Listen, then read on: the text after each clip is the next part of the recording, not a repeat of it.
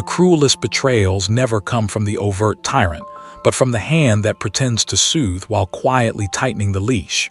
She had known men who shouted, who slammed doors, who wore their cruelty like armor. Those wounds were loud, visible, easy to name. But manipulative kindness was a different poison. It came wrapped in warmth, a gift with ribbons that concealed the knife inside.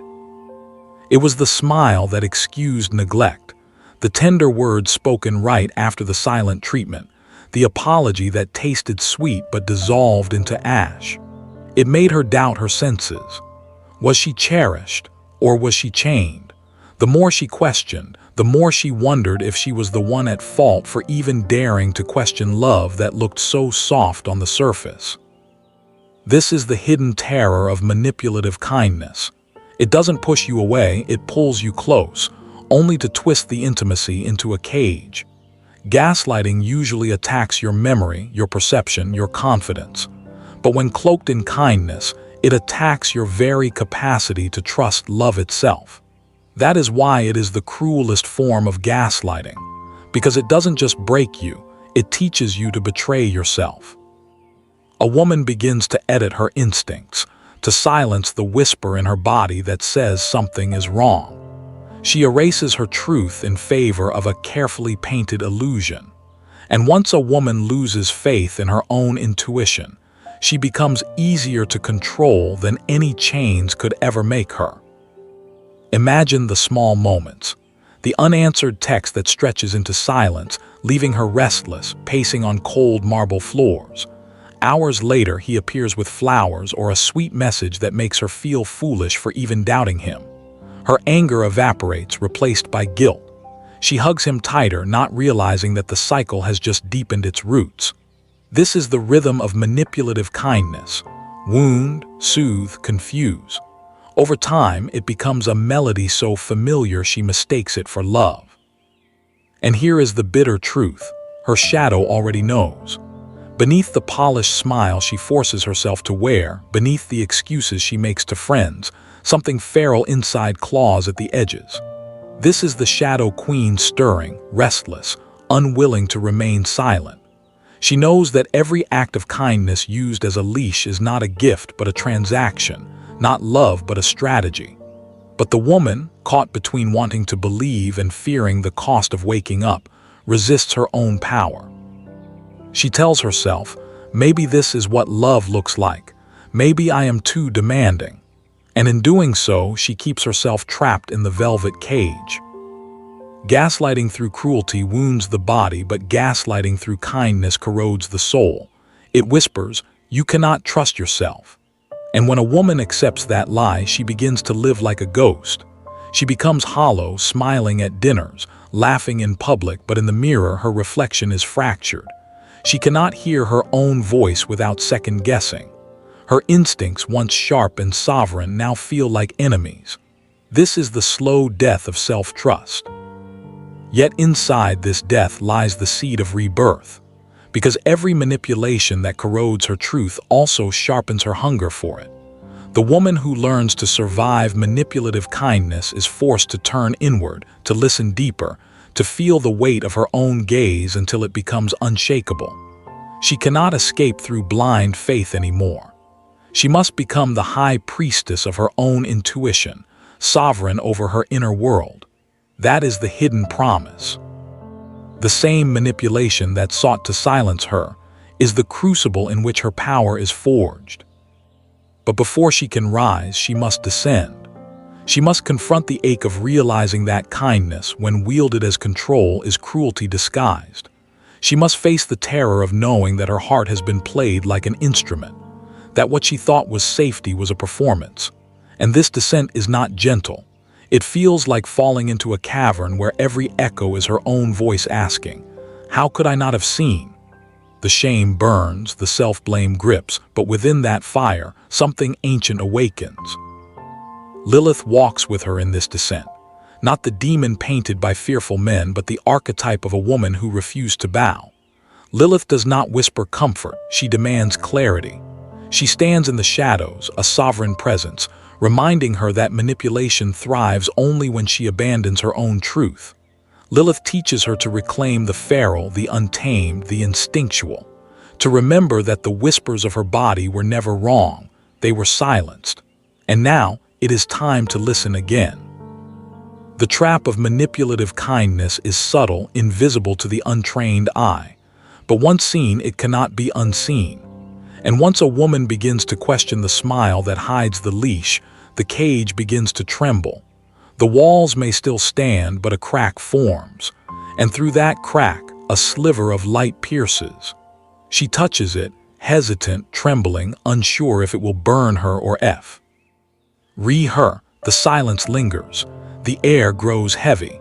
The moment before awakening is always the most dangerous. The silence after betrayal is never silent. It hums beneath the skin, a dissonant vibration that rattles bones. She lies awake at night, staring at the ceiling, replaying every smile, every tender gesture, every soft-spoken promise. Each memory now feels like a shattered mirror, fragments glinting with both truth and illusion. That is how manipulative kindness works. It weaponizes intimacy. It blurs the line between tenderness and control until she no longer knows if she was cherished or used. The very memories that once comforted her now haunt her, like ghosts whispering contradictory truths. And here is where the gaslighting tightens its grip, because when cruelty is cloaked in rage, it can be recognized and named. But when cruelty wears the mask of love, it convinces her that the pain is her fault. He holds the power not through domination but through doubt. Doubt is his instrument, and her longing is the string he plucks. A soft word after neglect, a caress after abandonment. Each act erases the wound it caused, but only on the surface. Beneath, the scar tissue builds. She begins to mistrust her own hunger for affection, to wonder if needing love is weakness, if her very desire for tenderness is what keeps her bound. The body never lies. When the mind is confused, the body speaks. Her stomach knots when his name lights up her phone. Her breath catches at his silence. Her skin burns when his hand lingers too long in moments meant to soothe rather than connect. This is the wisdom of the high priestess stirring in her veins, but instead of listening, she often suppresses. Because listening means change, and change means loss. To leave the manipulator means losing not only him, but the dream she built around him. And so she chooses the familiar ache over the terrifying unknown. This is the tragedy of manipulative kindness. It creates addiction. The cycle of withdrawal and reward binds her deeper than any chain. Each act of cruelty feels unbearable, but each act of kindness that follows feels like salvation. The pain makes the tenderness more intoxicating. She tells herself, "This must be love. Why else would it feel so intense?" She doesn't yet see that it is not love but conditioning, a deliberate weaving of scarcity and relief. He becomes both poison and cure, and she drinks from his hand even as her soul withers. But in the darkest hour, a shift begins. A whisper, faint but steady, returns to her. It is the Shadow Queen emerging from the depths, no longer content to be silenced. She does not beg for freedom, she demands sovereignty. She reminds her that power does not come from being loved, but from refusing to be deceived. The Shadow Queen knows that manipulative kindness is not a sign of deep affection, but of fear. Fear of her independence, fear of her intuition, fear of her untamed power. That is why he cloaks control in tenderness, because open cruelty would never hold her. The moment she realizes this, the spell begins to crack. What once felt like kindness now feels calculated. The flowers on the table seem less like gifts and more like apologies to silence her. The sweet texts after silence feel less like love and more like bait. And in that recognition, something stirs in her chest. Rage, yes, but not the destructive rage of chaos. The sacred rage of awakening. The feral energy that says, "I will not be played." This rage is not to destroy him, but to liberate her. It is the ignition of her inner fire. She may not act yet. She may still test the waters of her own strength, but the dynamic is already shifting. For the first time, she watches him instead of herself. She studies his gestures, his pauses, the way his kindness comes after cruelty. The weight of his gaze no longer hypnotizes, it reveals. Each tender act feels scripted, each apology rehearsed. He has not changed, but she has. And the manipulator cannot cage a woman who sees the strings. This shift terrifies him, for manipulators thrive on invisibility. They need the illusion of purity in their kindness. When she begins to notice the seams, he feels his power slip. And so he doubles down. More affection, more apologies, more promises. But each one lands differently now. They feel heavy, forced, brittle, like a stage performance played for an audience that has stopped clapping. The silence between them grows louder. She begins to realize that love should not feel like this. It is in this realization that she brushes against the threshold of transformation. Not yet free, not yet sovereign, but awake. And awakening is always the first step toward liberation. The manipulator senses it too, the danger of a woman who begins to see. He leans in closer, cloaks himself in even greater kindness. But kindness can no longer deceive her once her shadow has tasted truth. Her body steadies. Her breath slows.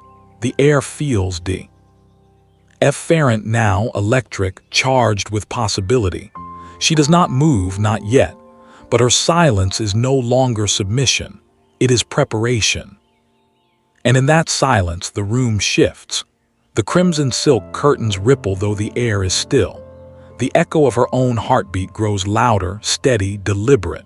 She knows the game has changed. She knows she will never again mistake the leash for love. And though she still sits in the same room, surrounded by the same walls, she feels the faint tremor of them crumbling. Somewhere deep inside, the sovereign is rising. The transformation always begins quietly, almost imperceptibly. At first, it is nothing more than a flicker, an unspoken refusal to swallow the narrative fed to her. Where once she would have apologized for being too sensitive, she now pauses. Where once she would have felt guilty for questioning his intentions, she now studies him with a calm, unreadable gaze. Manipulative kindness relies on speed, on the victim's instinct to fill silence with self-blame. But when she withholds that automatic apology, when she lets the silence stretch, he feels his grip begin to weaken. This is the beginning of the reclamation of instinct. A woman who has been gaslit through kindness learns to sharpen her awareness in ways others cannot imagine.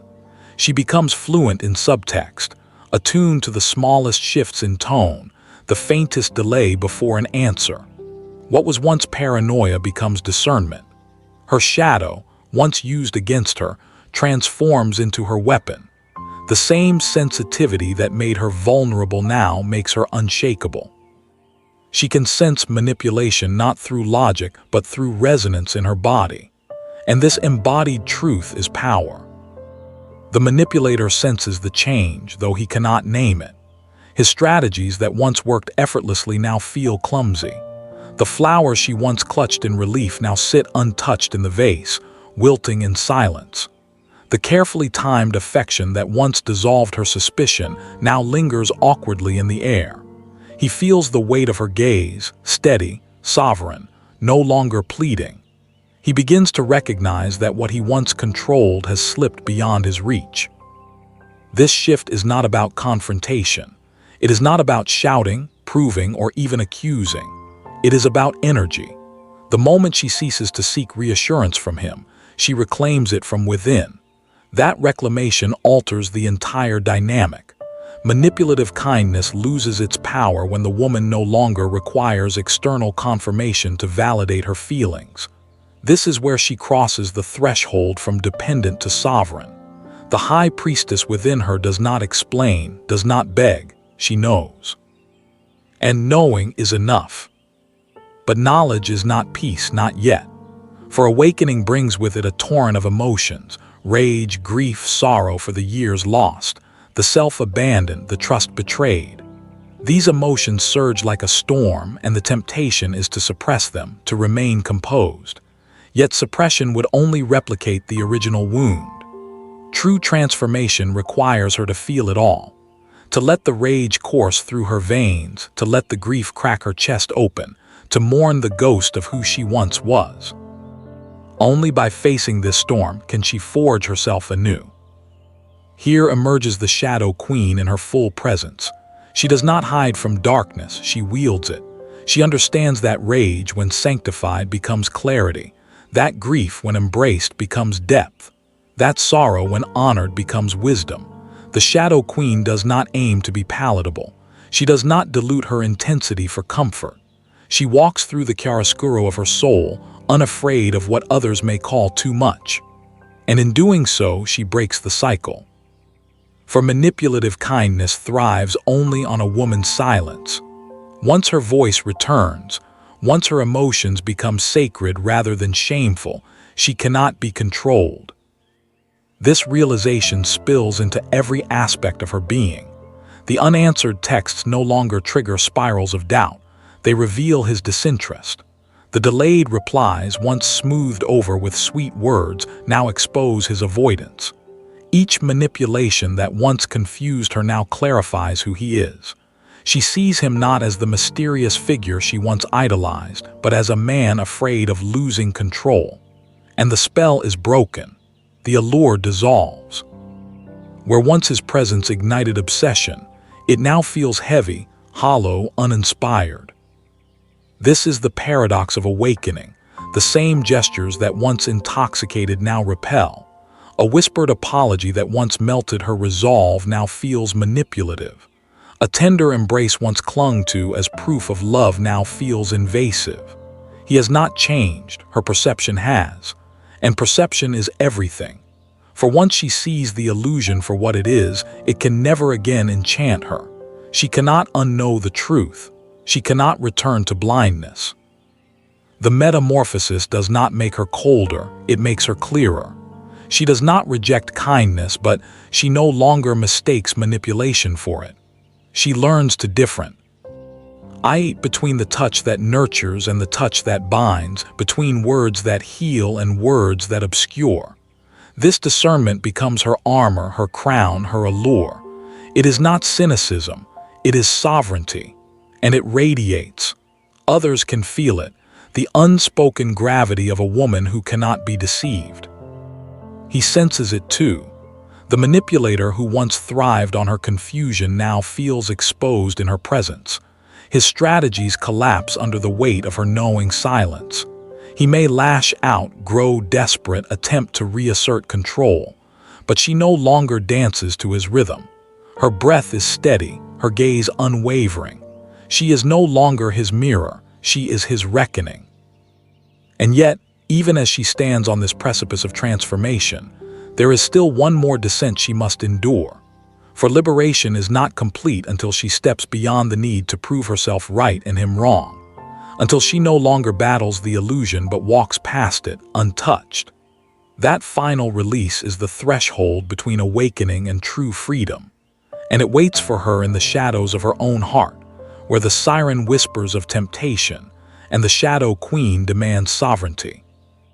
The air thickens, charged with the weight of decision.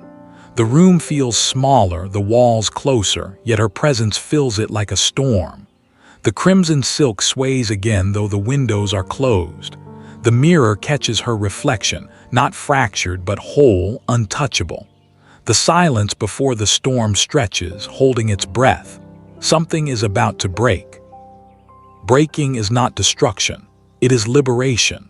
When the walls that once confined her collapse, they do not bury her, they reveal the vastness beyond. This is the paradox the manipulator never expected. He believed her survival depended on his affection, that his kindness was the thread holding her together. But the moment she sees through the thread, it snaps, and instead of unraveling, she expands.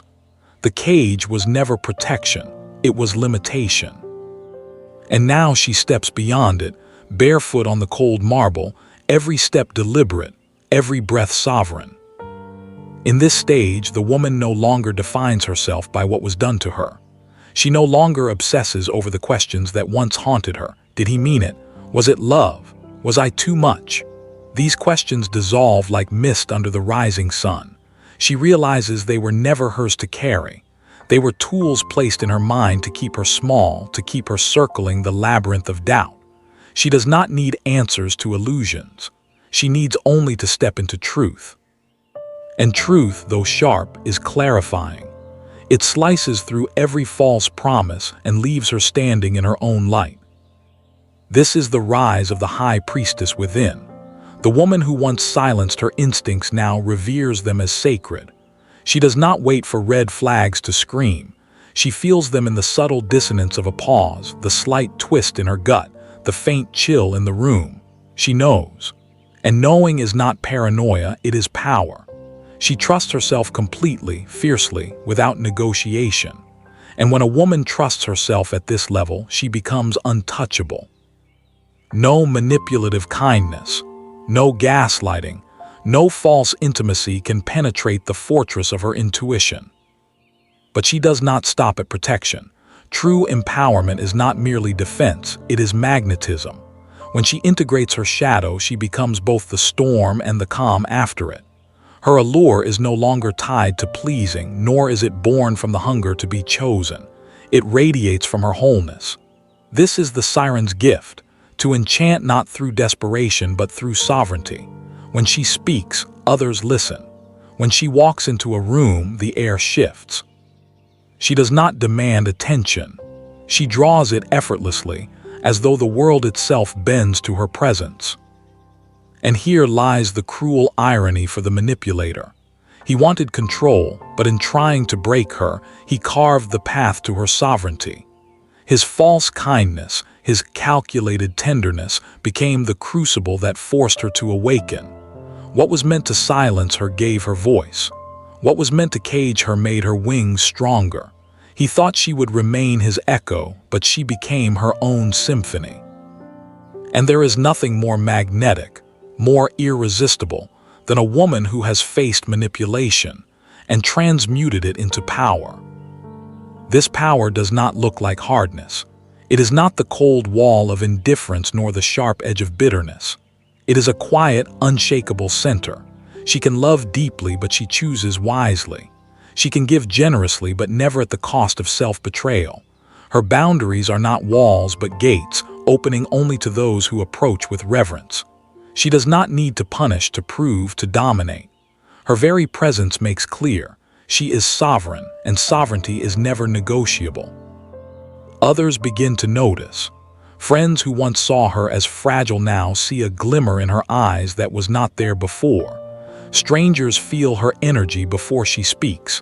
Even those who cannot name it sense. That she has walked through fire and emerged whole. This is the magnetic allure of a woman forged in shadow. It is not learned from books or stolen from others. It is born of survival, of descent, of sacred integration. And it is unshakable. The manipulator, if he lingers, becomes irrelevant. His gestures now feel small, almost pitiable, like tricks played for an audience that has moved on. She no longer needs to confront him, no longer wastes energy deciphering his performance. His presence fades into background noise while her life expands in color, texture, and possibility. She does not seek revenge. Her very existence, radiant and sovereign, is the answer. And yet the journey is not about him. It never was. It is about the woman who chose to descend into the shadows of betrayal and emerged as her own sovereign archetype. The shadow queen, the siren, the high priestess, these are not masks she wears, but facets of her wholeness. She does not choose between them, she embodies them all. She is seductive yet untouchable, intuitive yet deliberate, shadowed yet luminous. The cycle is broken, but the echoes remain. Sometimes, late at night, she still feels the phantom weight of the leash. She remembers the sweetness laced with poison, the warmth that burned. But instead of crumbling, she smiles. Because those memories no longer define her, they remind her of what she overcame. The ghosts no longer haunt, they testify. And with every step, she carries not the burden of betrayal, but the crown of transformation. The storm has passed, but the air remains charged, electric. Her reflection in the mirror no longer flickers fractured. It holds steady, sovereign, whole. The crimson silk no longer sways from unseen drafts. It drapes still and regal like a cloak upon her shoulders. Yet somewhere beyond the silence of the room, there is a distant echo, a reminder that the world beyond this awakening still waits. And in that world, new faces, new desires, new tests of power will appear. Freedom is not a single moment. It is a continuous choice. Every day she awakens in this new skin, she chooses again to trust herself, to honor her instincts, to embody the sovereignty she fought to reclaim. The manipulative kindness that once ensnared her has become her teacher, not because it was just, but because she transmuted its poison into medicine. She no longer fears the mask of false affection, because she knows her own reflection too well to be fooled again. The cage has dissolved, but more importantly, the illusion of needing it has vanished. This is where she becomes dangerous in the most divine way. A woman who has integrated her shadow does not play by the old rules. She is not softened by flattery nor swayed by empty gestures. Her heart is open, but it is guarded by discernment. She does not confuse attention with devotion, nor affection with integrity. To stand before her now requires more than charm. It requires truth. And that truth must resonate not only in words but in presence. The world begins to respond differently to her. Men who once would have tested her boundaries find themselves unsettled by the weight of her gaze. Friends who once pitied her now seek her counsel. Even her silence carries power. This is the siren's allure, not the desperate call of need, but the magnetic pull of wholeness. She does not chase, she draws. She does not persuade, she compels. And the more she embodies this, the more others feel a mixture of fascination and reverence in her presence. But empowerment is not only about allure. It is about integration. The shadow queen within her commands respect, the siren enchants, the high priestess discerns, and together they weave the wholeness of the sovereign feminine. She does not reject her vulnerability, she reclaims it as part of her power. She does not hide her rage, she sanctifies it as clarity. She does not bury her grief, she allows it to deepen her capacity for love. What once fragmented her now fortifies her. She becomes untouchable not because she is armored, but because she is whole. And wholeness creates a new rhythm in her life. Where once her days were filled with waiting for replies, waiting for gestures, waiting for validation, now her time is her own. She fills her hours with creation, with beauty, with the deliberate choice to live fully. The manipulator once dictated the tempo of her emotions, but now she writes her own music. And it is not frantic or chaotic. It is deliberate, haunting, irresistible. Every step, every word, every silence becomes part of this new symphony. The manipulative kindness that once felt like cruelty disguised now becomes almost laughably transparent. She can see it in others, not only in lovers but in friends, in family, in society itself.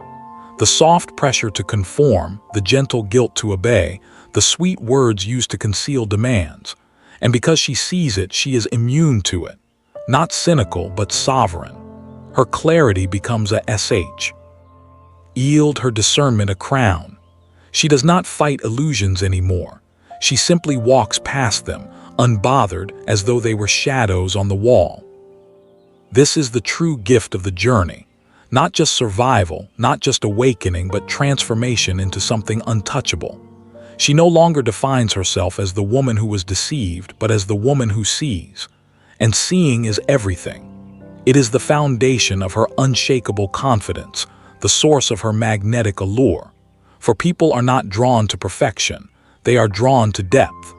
And she carries the depth of someone who has descended into darkness and emerged with her crown intact. And so the cruelest form of gaslighting, the kindness that was never love, the tenderness that was always a leash, becomes irrelevant. It has lost its power. It could not break her, it only refined her.